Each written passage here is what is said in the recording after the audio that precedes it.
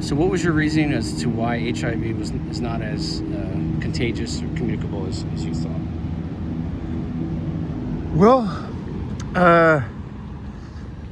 I knew they were lying to me about stuff. Like, this is back when was HIV? So my friend Scott died of HIV in 1989, right?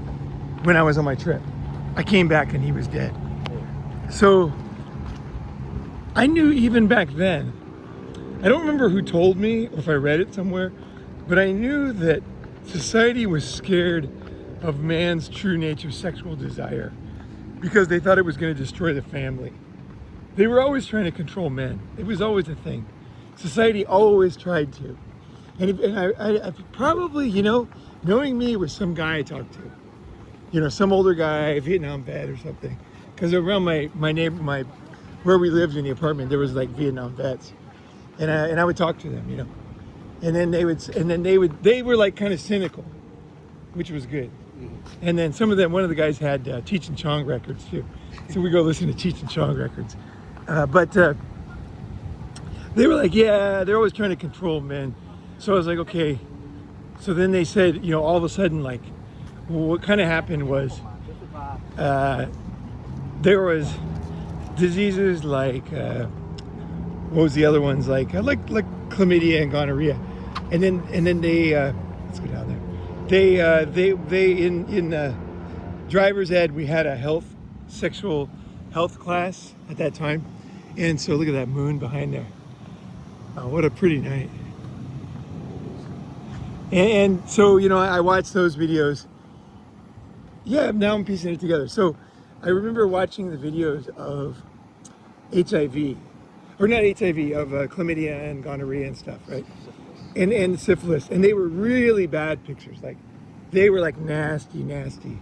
But the thing is, I was already sexually active. I was very active already.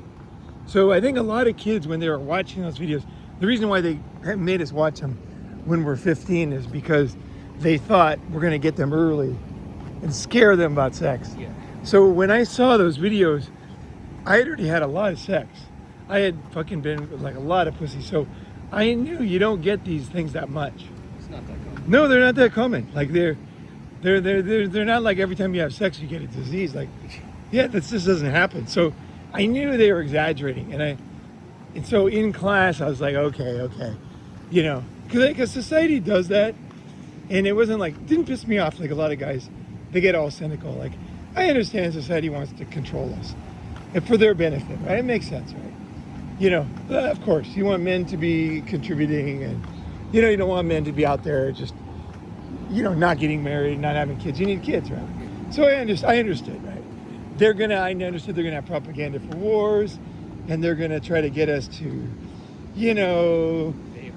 behave ourselves, pay our taxes, Be a good citizen. Yeah, be a good citizen, pick up trash, don't steal, because the church would always tell us don't do these things. So, Be a good member of the community. right, and so, but from their perspective, right, and also I knew about Vietnam because Vietnam War, guys were getting sweet pussy over there from these exotic Asian girls, and everybody knew that. That was like a hot thing. That was a very exciting thing. That period when kind of like Western society discovered Asian pussy. That was an exciting time because it was really hot at the time. I was fascinated with Asian girls right away, straight up when I was young. And one of my first girlfriends was Asian, Susan Suji. Yeah, I didn't know what type. I didn't know she was what. I actually didn't even know I didn't even know her family was Japanese until I knew her father didn't want me to date her. That's the only thing, because we had to hide. Oh. Her father wanted her to marry a Japanese guy. And she was born in Japan. So she had come over and was living in Southern California, and she was going to my church. And so, of course, I'm going to be with her, but she loved me. And she told me, she goes, I love sucking cock. So she loved to suck cock. She loved it. She was sucking cock like crazy. It's the first girl that ever said she loved it, Like the other girls would just do it. She was like, I love it. She's like, I like the taste. I love the feeling of power. I love it. I want to do it all the time. I was like, okay, that's cool. So yeah, I was like, all right, we can be down with that. And, so then I knew they were trying to control me, but I wasn't cynical. I was like, okay, whatever, of course. And then AIDS came along, and I was in the epicenter, one of the epicenters of AIDS, because I was near Laguna Beach, which was one of the first gay. It was over 50% gay for any adults in Laguna Beach in the census in the 80s. That was incredible because you had people from 18 to 100, and 50% were gay, including women. So it was the most gay city ever. It's higher than San Francisco. Oh, it was way higher. Yeah. No, it was insanely high. And there was a lot of French gay people. People from all over the world that were gay came to that town. And I used to drive there all the time because it's a really pretty town, right? There's not really any surf, but it's a great town. So we would go there all the time because it's only basically 12 miles away or 16 miles.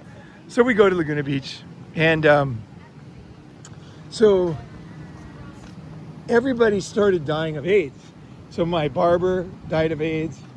My friend Scott, my sponsor in AA, he died of AIDS. And the barber was a totally flaming gay guy, right? He was really nice. I liked him. He's nice. But he was absolutely, the real campy, super, I guess he was the feminine gay type, Yeah, flamboyant. And he was really fun. But then as he died of AIDS, he was super depressed and got skinny and everything. And then he died. But he was, he was a cool guy. He was always I think we got to go up here. He was, he took it well. He died at a very young age. But I was kind of respected the way he died. He didn't do a lot of complaining. He just sucked it up and fucking went through it. It was pretty brutal because it was real bad. If you die of AIDS, it's real bad. It's medicine back then. It's terrible. No, there was nothing. There was no medicine. Soon after that, AZT came out. There was a drug called AZ. It was a cocktail, AZT. And then they started taking AZT, but AZT didn't really work. It didn't really. I think it did a little bit, but it didn't. Had a lot of side effects. So the people that took AZT were fucked. They were super miserable, and it wasn't really helping that much. And then later, the real drugs came out. So I saw people die of AIDS, people that I liked.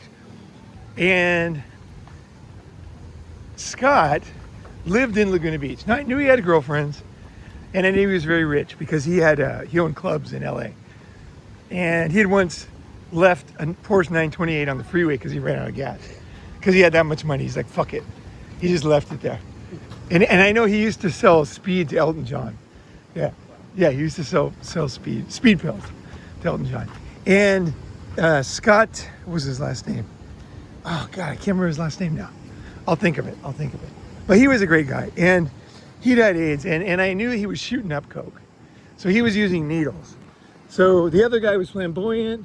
Scott was shooting needles. And, I mean, he had these clubs. He was doing tons and tons of coke because he had a lot of money. So he could do heavy duty amount of coke. Really a lot, suitcases of coke. And so I knew that you do enough drugs and you get kind of fuzzy, you know what I mean? Especially if you live in a Laguna, there's gonna be, and LA too. LA was a big gay center too. Not as much, but there was definitely areas of LA that were very, this is before the apps. Before the apps, for you guys that are younger, there was gay parts of town, basically. It doesn't exist anymore, but back then people would move there so that they could, they wouldn't get beat up. They could meet people and date, because it wasn't safe, to go to a straight bar and then just, Guess who? Yeah, well, it wasn't safe. You had to be sure the guy was up for it. Because back then there was definitely guys who, I'm sure what I heard, and I don't know if it's true, but the story I heard is they would do it with them, and then they would get super angry and beat them up, and absolutely take them out because they were so embarrassed of what they did. That's kind of what I heard. So, today we'd say it's somewhere on the spectrum, right? Those guys. But anyway, I was kind of in the middle of that. I saw that, driving through Laguna. I remember the first time I saw two dudes making out. I was like, oh my God. You know, I had never seen that before. I didn't know guys could do that. I was like, what the fuck? Like, how the fuck are they doing that? Like, that's crazy. Like, no way. I had never seen, it wasn't, pre-internet, right? And like, you just didn't see things. Like, you just didn't know things. There's certain things. Like, it wasn't until many years later I realized that guys could actually stick it in the guy's butt and stuff. That made no sense to me. I'm like, how would it fit in there? It's not gonna work, No way. They don't really do that. I thought it was some kind of a like a, what do you call it? Like a rumor, like a conspiracy.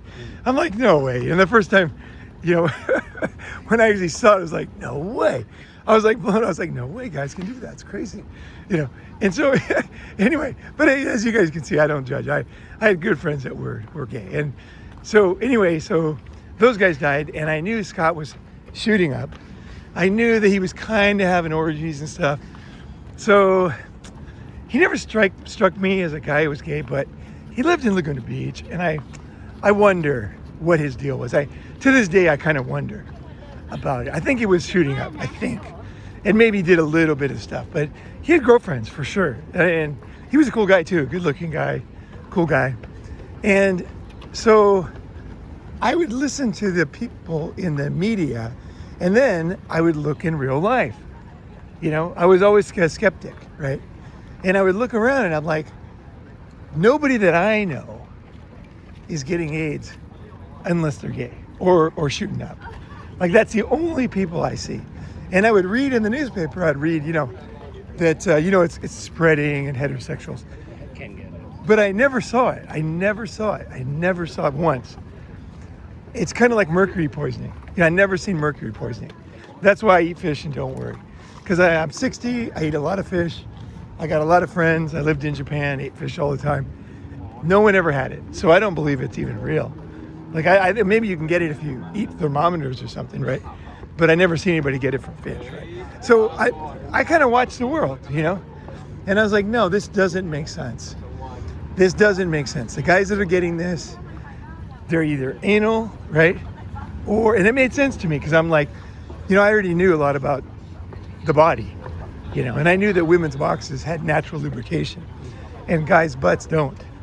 So, and also the skin is thinner in the anus, right? It's way thinner. Things to pass through. So that there's more tearing. And bleeding. And also I knew that back then, especially, the guy who was our youth minister, Tom, he lived at a guy's house from the church in Laguna, because his church was in Laguna, and he lived there for really cheap.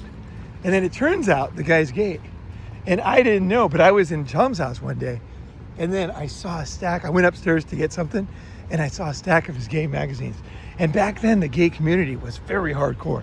Before the internet, it was fucking hardcore shit. They were not like, they were doing hardcore stuff. And I saw the magazine, I was like, oh my God, like I almost vomited. I was like, no, it was like blood, and like, it was full on. It was like, they had a lot of stuff that was, it was like a hardcore piercings, and like, it was like beatings, and it was hardcore shit. Like, I was like, whoa, like, fuck me. I was like, man, cause I was into feminine girls, like sweet girls. I always liked sweet girls. I never liked prostitutes or anything. I was always like sweet girls. So I was like, whoa, no, thank you. So, but I also knew that Laguna, like, I don't know how many people died in Laguna, but most people, like, pretty much, like, that's the town, like, basically it's not really a gay town anymore because everybody died of AIDS. Yeah. Basically, that's what happened. Like, AIDS was so rampant in Laguna. Like, even now there's like all these HIV clinics and stuff, and it's like huge in Laguna. So I went to Asia, and I just kind of made up my own theory of health. Like, my whole life has been myself figuring life out. Like, I've just never believed. I always want proof. I want to see. I want to figure it out. So I thought about it a lot when I was in Thailand the first time, back in like 1990. I was like, wait. I was like, okay, you can't take medicine and rub it on your skin. you need a needle to put it through the skin, right? So how would AIDS just go through the skin? It's not going to go through the skin. Otherwise, you wouldn't need vaccine. You wouldn't need needles, because you just take it and rub it really hard on your arm, and then it would go through your arm. And I'm like, no, that doesn't work that way. So I'm like, wait, you need to rip skin, and you need ripped skin on both sides. Right. You need like ripped skin or huge sores that are way open on one guy, and then ripped skin on the other, right? So I'm like, wait, this doesn't make sense, because girls, the vagina naturally lubricates, right? And so there's no ripping, basically. There's no tearing, there's no ripping, right? I'm like, no, that for normal people, like normal, I'm a relatively normal guy. Like, I'm like, no, the girls get wet and you put it in there, and then if it gets dry, you get it somehow it's juicy again, then you go, right? So I my theory during the AIDS time was, as long as she's wet, I'm not going to get AIDS. That was basically my theory. As long as she's wet, that was my main thing. It's like, I wanted to make sure that she was excited, because there wasn't a lot of lube for sale back then, so you had to do it naturally. Like, to get lube, you'd have to go to some kind of, almost like a criminal store. Yeah, like they didn't have it. They didn't have it, like, you couldn't get it at Vons or Safeway or at CVS or anything, those kind of places. CVS didn't exist, but you couldn't get it at a regular, like, you had to go to like, almost like a 24-hour glory hole place with porno movies and stuff. Then they had all that kind of stuff. And so I never went to those places. So, because I never thought of sex as something dirty. I grew up having sex young. I always thought sex was supernatural and healthy. I was never into the whole like dirty stores, and no, I like, girls love to do it. I love to do it. It's a perfect match, they love it, I love it. They're beautiful, they smell good, they like me, it's all good, That was always my attitude. I never gravitated towards fetishes or, through experience. I experienced a few things, like you meet a girl who's really into something, but it was never my thing. Like, even to this day, pretty normal. Like, I just kind of want to pound them good, and as you get older, it gets harder, right? To give a girl a really good pounding, right? It's not as easy as it is when you're younger. So I kind of worry that one of these days I won't be able to properly fucking pound them, Should we go back to there's stars up above. Nah, it's fine. There's a few drops right now, raindrops. But so I just could see it from my own experience.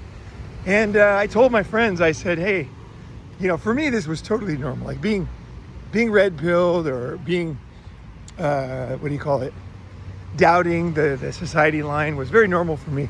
But when I told people, man, people really give me a hard time. They'd say, who are you? You're not a fucking doctor. I'm like, I'm not a doctor, but I know that it's blood to blood. So that means blood's not on my fucking skin. You got to rip the skin to get blood, or you need to stick a needle in there. So it only makes sense that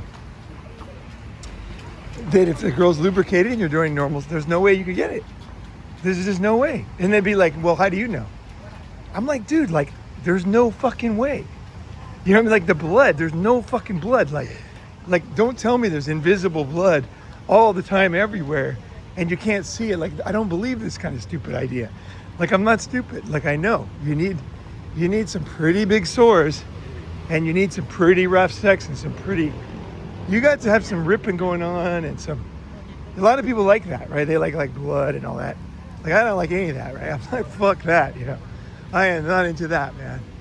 I am not. Girls want you to fucking, some girls, they like it hard, really hard. And it's like, I can a little bit, but I really, it's not my thing. Like, it doesn't turn me on, right? It's not I'm much more into like a fucking feminine girl being cute, That's enough for me. That's fine, I don't need fucking, it's not my thing. So yeah, I just kind of realized that it was true, and I stopped telling people.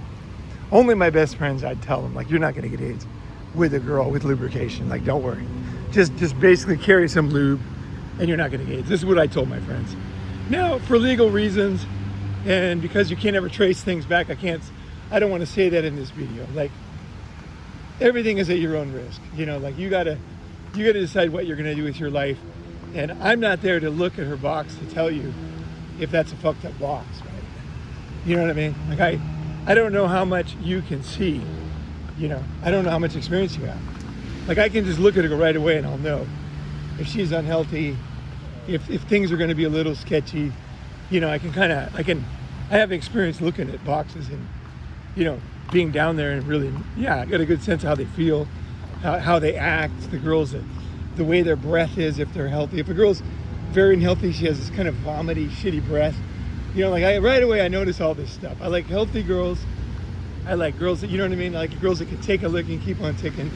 You can give them a good pounding, you know, and their smile. It's because they're healthy, right? I like healthy girls. So I never like drug addicts or prostitutes or very angry women, broken women, and then that's never turned me on.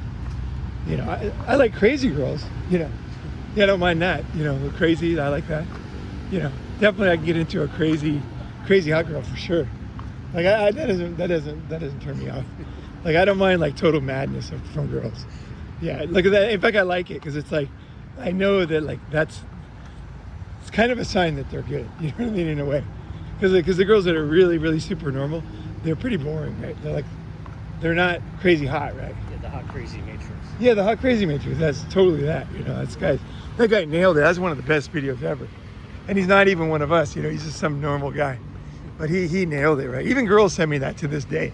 They're like, "Oh, you got to see this," as if I've never seen it. They're like, you know, my friends will send me. But yeah, so that's it. I think, you know, everybody has to discover their own way in life. And now with the internet, we can read a lot. But I had to figure stuff out. And I feel like I do my research, and I trust my research. I trust my eyes, you know. Same with not having a condom. You know, if you learn from a young age how to control your piss, stop your piss on a dime, you know, like you're taking a full piss, and then you squeeze that muscle. You don't want to squeeze the rest of your body. You don't want to squeeze your neck, your head, and everything. You want to just right on that muscle. Just right on that fucking muscle. The Kegels, right? Train those Kegels.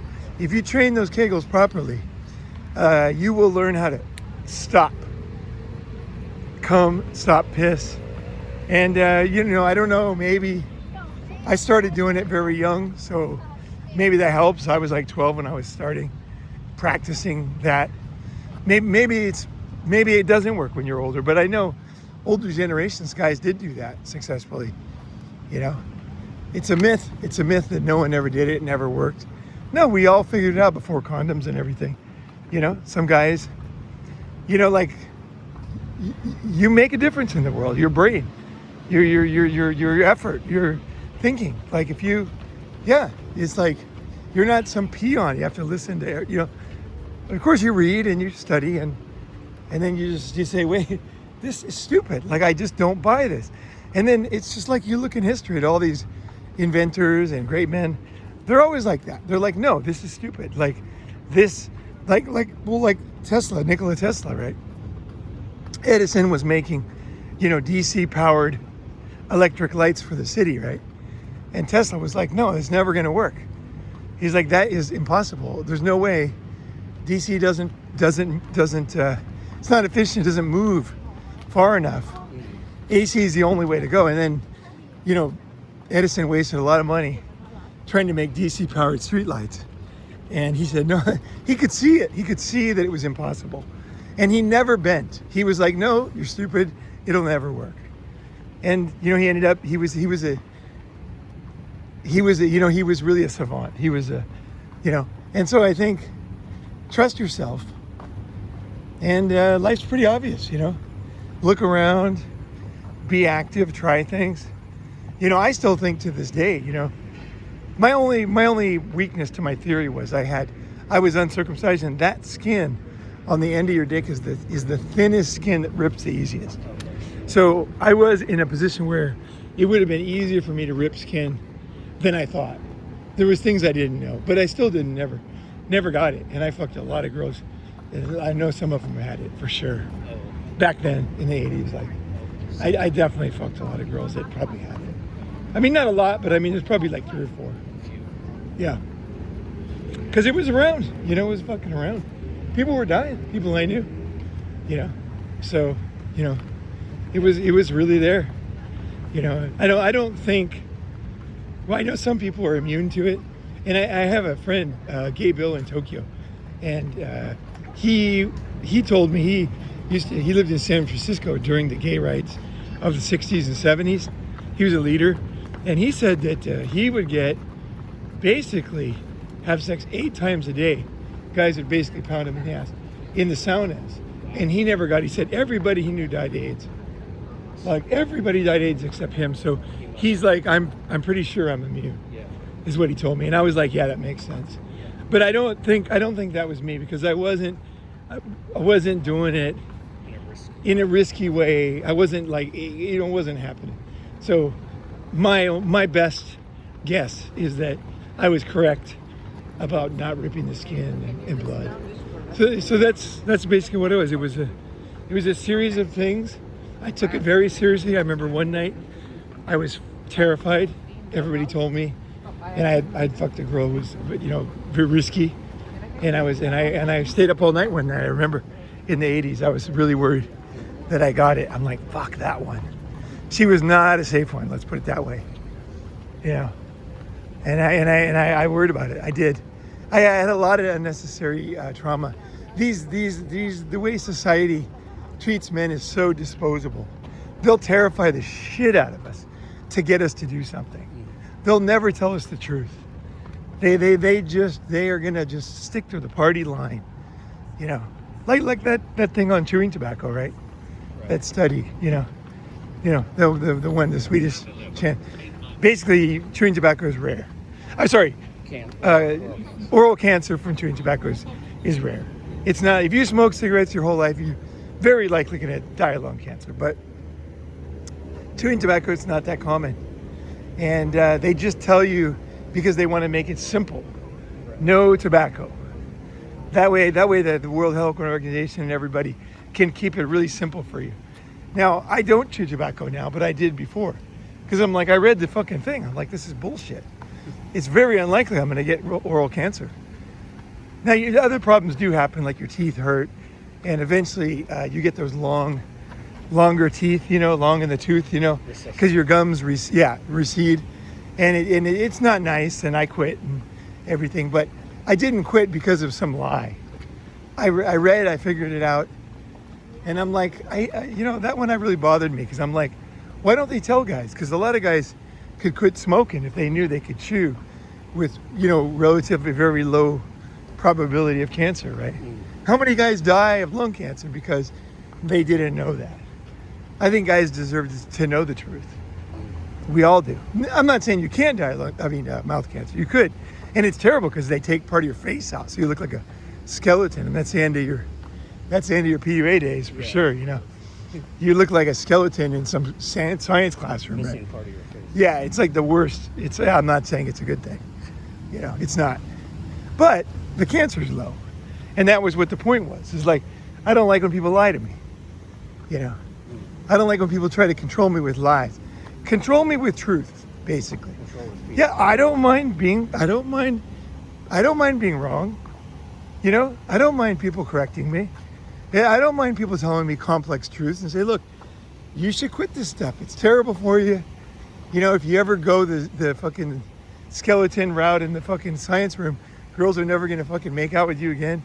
Like, you should quit, And, I can handle that. And then I can decide, I'm going to do it, but for a different reason. I'm mature enough. I'm smart enough. I'm an adult. I want to know the truth. And that's kind of like what I try to do on this channel, too, is just give the complicated truth to people. And then everybody, goes through it. As long as they listen carefully enough, they'll know, okay, it's not that, but it's also not that. So it's somewhere in the middle, right? That's often where things are, kind of in the middle, right? But, all right, yeah. Thanks for the good question.